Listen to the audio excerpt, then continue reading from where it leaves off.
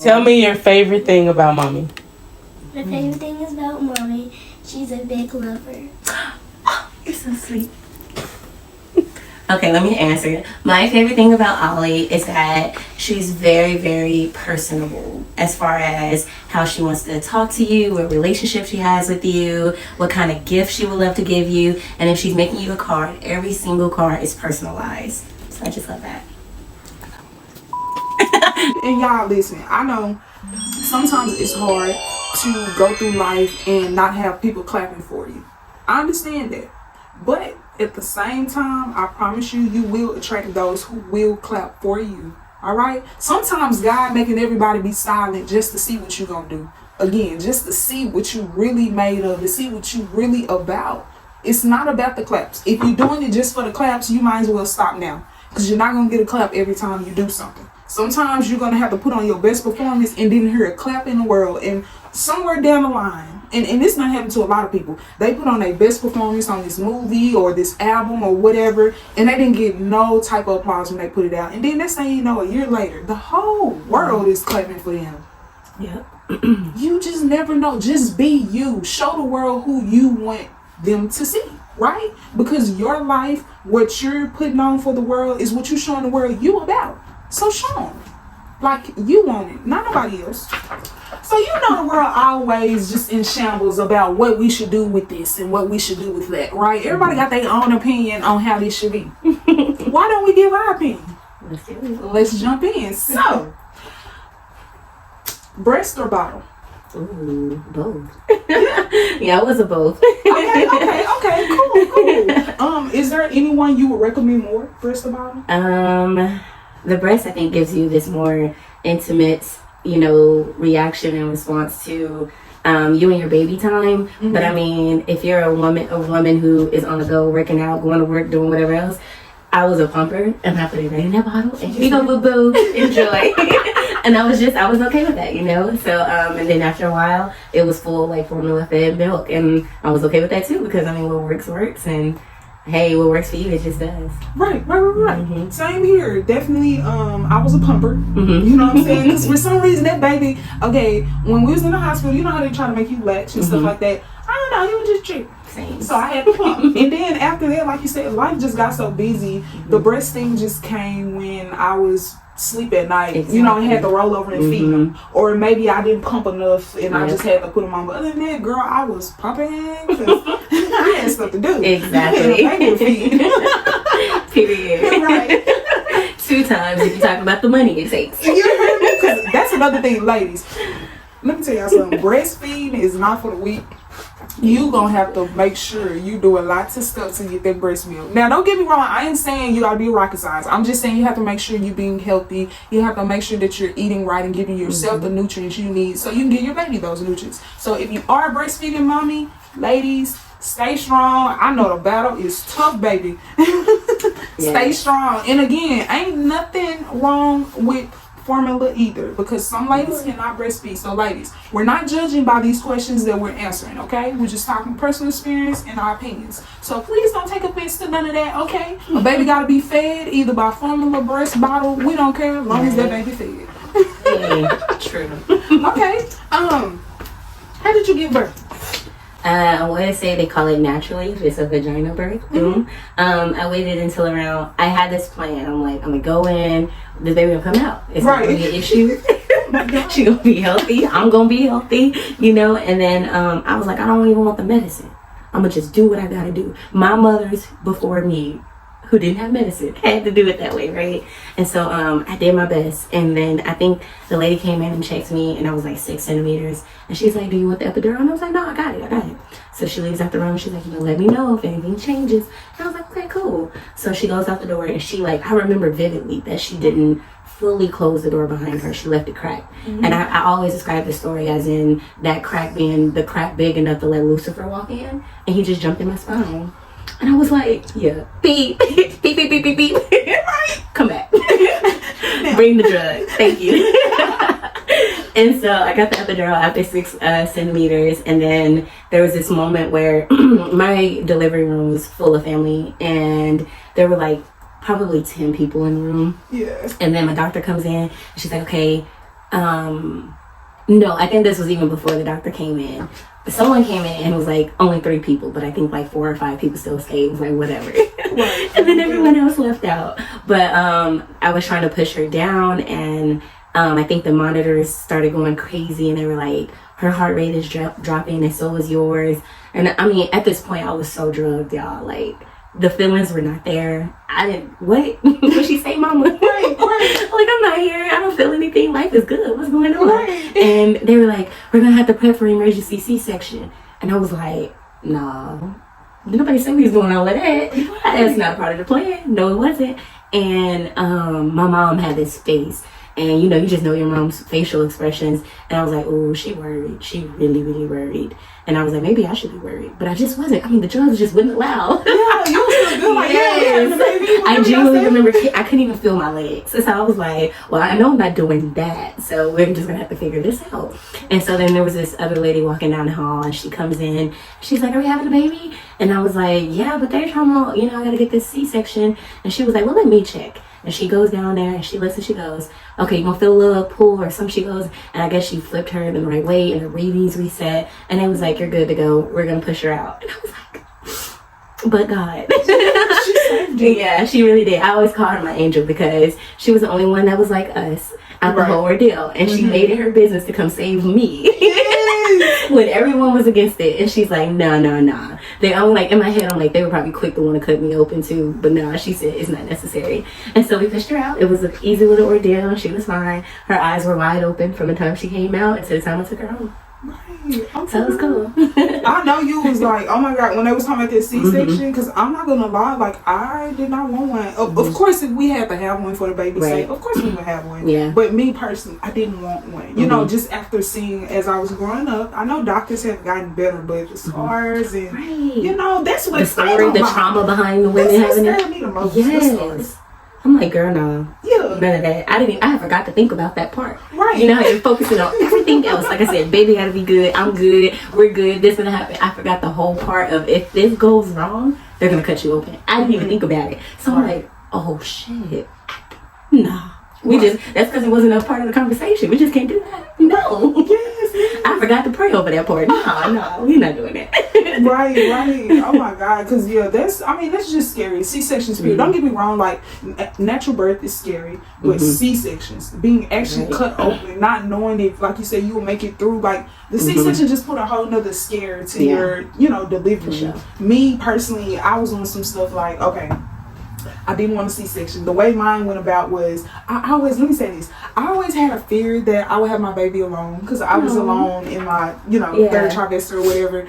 But, like you said, God, he sends you an angel, but this angel I didn't think was an angel, okay, at the time, guys, because it was like I went in for a doctor appointment, and when you're getting closer, it becomes a point when you come into the doctor appointment, if that blood pressure ain't right, it's going to be a problem. Exactly. And this day, guys, it was not even my fault. Pretty much what happened was, y'all, I was like switching insurances, and then I had spoke with the doctor before I even came, and they understood. Well, at least the lady I was on the phone with understood it. And I guess she didn't leave like no notes to let them know, like, hey, don't charge her like the insurance. Girl, I got there and they told me $400, and this was an appointment that I needed to go to, you know. So I had no choice but to pay. Like, I didn't want to stress my baby out because as soon as she said that, I immediately got upset because I'm like, all I got is $5 in my account. I'm finna give you $4. Right. I had plans. You know what I'm saying? And of course, for the baby, we're gonna do whatever we need to do. So that just shot my blood pressure up. So I went ahead and gave it to her. I didn't bark at her or nothing. I was like, y'all didn't see any notes from and once she said she didn't see any notes, I just left it at that. Yeah. Because again, when you're pregnant, ladies, we have to think of the baby's health. When you get upset, that baby feel it. When you cry, that baby feel it. Whatever emotion that you let play out, and I'm going to highlight this, that you let play out, because everything that you feel, you don't have to let play out.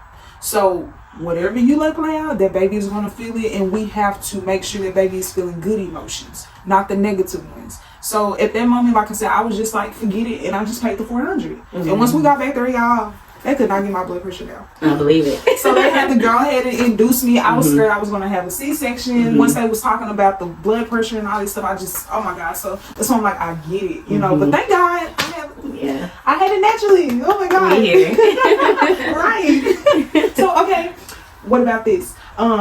letting the baby sleep in the bed with you or in their crib? Like I said, to each his own. I know that, doctors recommend keeping them there, letting them be dependent or independent and all this good stuff and getting sick. And I'm just like, what works for you, it works for you. Right. I don't believe all of the mothers before us had cribs and bassinets to throw a baby down in. I think they did with what they had. They did with what they had to work with, and they got it done. We're here today. We're having kids. So I was a little bit of both. There were times if I wasn't in the bed or if I was, just cleaning or something, she was in her crib. She was good to sleep on her own, and I'll watch over her. But once I went to sleep, I need her by my side. Right.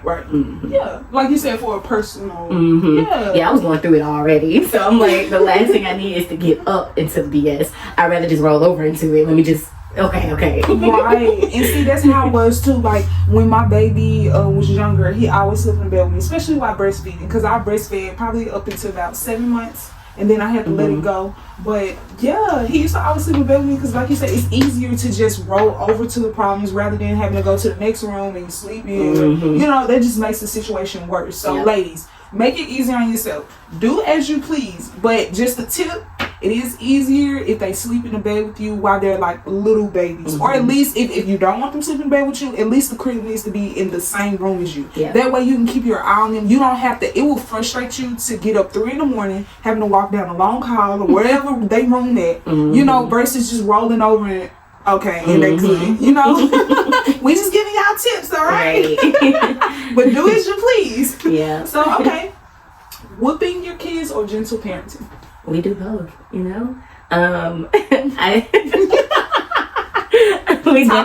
Yes, we definitely do both because I mean it's a mixture of both at almost every other session. So it's either every time we take the time to explain it. I'm a firm believer in how can I punish you for something you didn't know you were doing wrong. Right. So I will take the time out to be like, hey, what you're doing, that's not it, love. You have to change that. This is wrong, this is bad, whatever the case is. Where was your mindset at when you made that decision, so I can kind of feel where you're coming from, and I can correct you as you go along. But then after like the second to third time you've done this, that means that this is a rule and you're breaking those rules.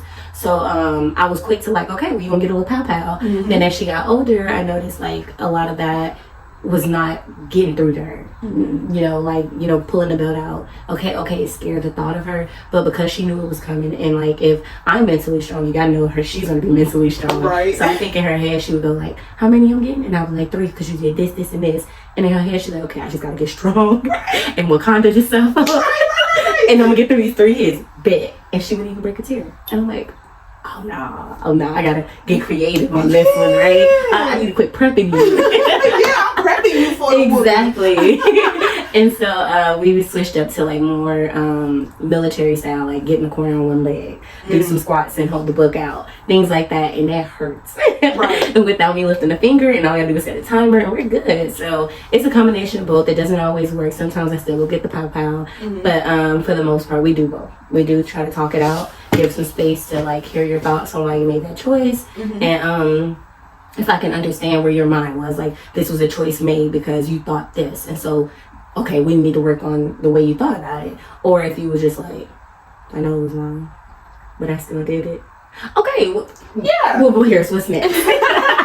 Right. So yeah, we do both. Yeah, I like that because it's like you listen to understand rather than listen to respond, and we have to learn how to do that because it's like, okay, we sit here and we just thinking whooping our kids is just gonna work. It don't, like she said, it doesn't always work. Sometimes you have to just pay attention, like, okay, that didn't work. Let me find something else that will work. And y'all, if you're around our generation, you know what I'm saying, the 90s babies, hey, our parents used to do some very gruesome stuff to us without laying a finger on us. Y'all need to ask y'all mama what they used to do, okay? Because that right there will help. Sometimes putting your hand on that baby ain't gonna always work, and that is fine. Sometimes you have to try something different. I remember when I was younger, we used to have to write sentences. We used to have to, like you said, stand in the corner. Sometimes go in the dictionary and write, man, they used to be creative. Something, yeah. Right. Just find different avenues of actually disciplining your kids. Like, don't just always run to just whooping them. Because like her daughter did. She like, okay, I just gotta get 3. Right, and she ready. Like, no, we need to catch them off guard. That way it'll give them something to think about. Because at this time, what we need to be doing is showing our kids how to navigate through life effectively, right? And how could they do that if they always know what to expect? So we have to be what life would do to them, correct? And life would just throw different things at us. Life ain't gonna always, well, you don't get this, you already know what it is. No, we don't know what it is. So get a little creative with your parenting and see what works for your child, right? Pay attention to them. See how they respond when you say this or when you do this to them. That way in the future, when you need to discipline them, you'll know what will work best for them. Because at the end of the day, when that teacher call and they say, hey, Ashley done such and such today, you need to know what to do.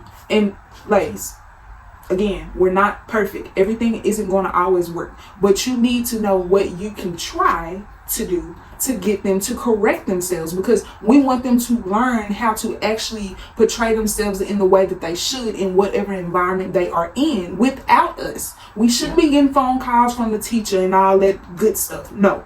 All right? We need to show them how to act. And if we're not doing that, just imagine, guys, what they out here doing. Because we already know kids don't do everything in front of us. So just imagine what they're doing when they're going to school or when they at their auntie house or with their little cousins or whatever. Like, guys, that's what we need to prepare them for. Because, of course, most of the time they're going to act right in front of us. But we need to be very much concerned of how they're acting in the outside world. Right? Right. That is really, really important, because not only is it bad on them, but it's like an embarrassment to you. And of course you can't control everything that your child does, but guys, your parenting skills really do show within how your kids act at school and, you know, wherever else they are at. So ladies, we just need to take a hold of our children and just discipline in the way that they need. That's all. Yes. Screen time.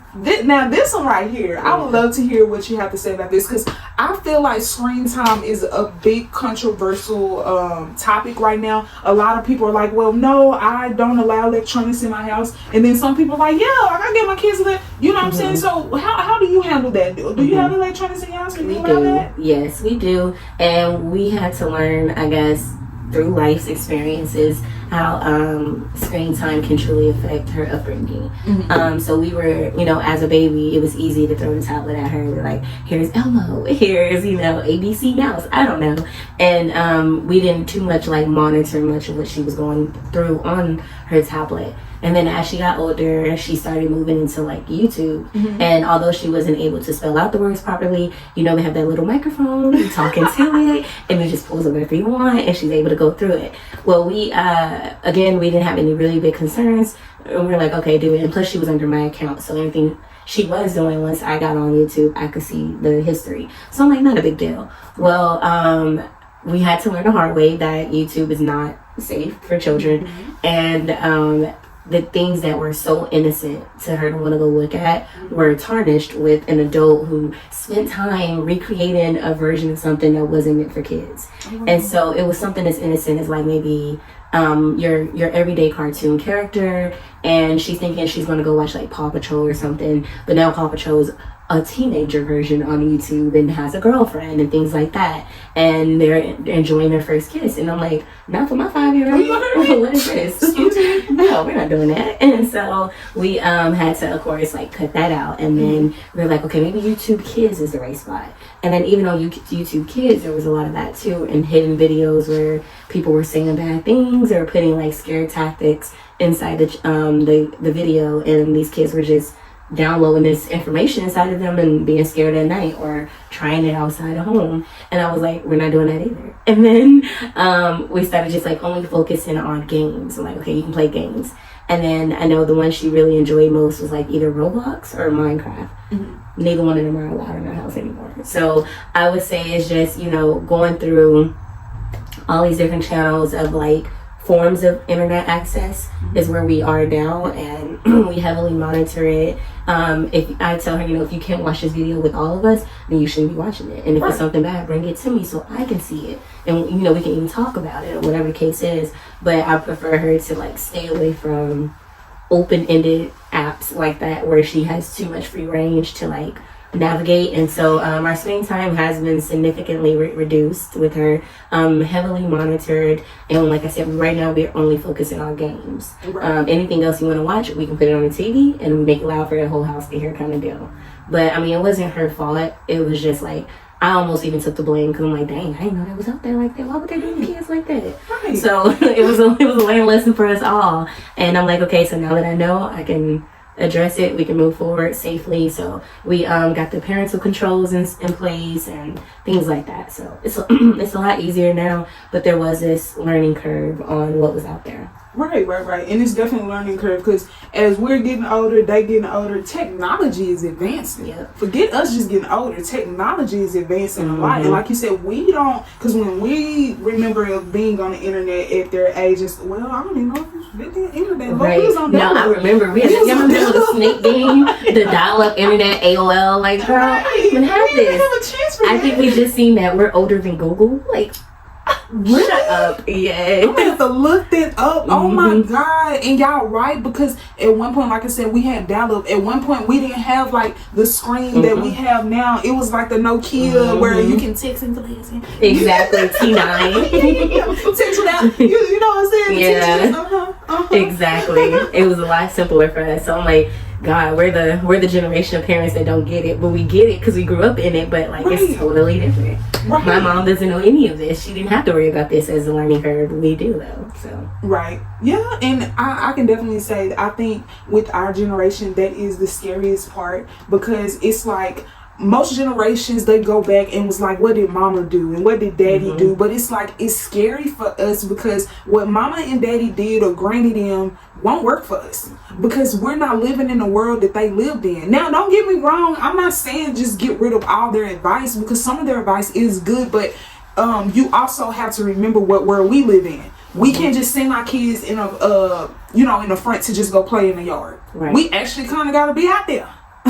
In this day and age, back in the day, we used to be up the street and down the corner. They was up the street and down the corner. Right, but we can't do that now. So you have to make sure your parenting is appropriate for the day that you're living in. Because at the end of the day, everything is evolving. No matter what age you are, everything is evolving and you have to keep up with it. Especially if you want to be good at what you do. It's not about being the best, the number one, or anything like that. It's just being good at what you do. So if you want to be a good mother, then do what you have to do to be a good mother and making sure your kids are being exposed to what they need to be exposed to. Because this world is going to give them whatever they want. There's people out there that don't care about your kids. You just heard how she just said. It's people recreating videos and putting their own little spin on it. They don't care about these children. We do. So since we do, we need to do what we have to do and make sure they are protected. Okay? Because it's real. Like, don't get me wrong. It's okay to let your kids get the tablets and all this stuff like that. But again, there's parental controls. There are things we can do to make sure they're not on things they don't need to be on. You know what I'm saying? It is good for them to get to know technology. But again, make sure your kids are getting in tune with reality, ladies. Okay? Because back in the day, I don't remember being on the phone too much. Because we was too busy outside playing. We was having fun. We was doing homework. You know what I'm saying? We was in tune with reality. A lot of kids are so in tune in these tablets and electronics that they wouldn't even know how to run a mile race maybe. You know what I'm saying? Or they couldn't. Right. My leg hurt. I'm tired. Right. Like, guys, we have to show them how to be able to live in this world. Physically, mentally, emotionally, all of the senses, ladies. All this. We cannot forget about the senses. Okay? Because these kids being on this tablet all day is just going to keep them from the physical. Limit it. You can give it to them. Just limit it. Tell me one thing that you've learned from mommy that helps you become a better person. I learned she does makeup, and I learned from her that I'm going to cook like her and be like her when I grow up. Oh, you're so sweet. Next, what have you learned from Molly? She had to cook. Hey man, don't touch it. Yeah.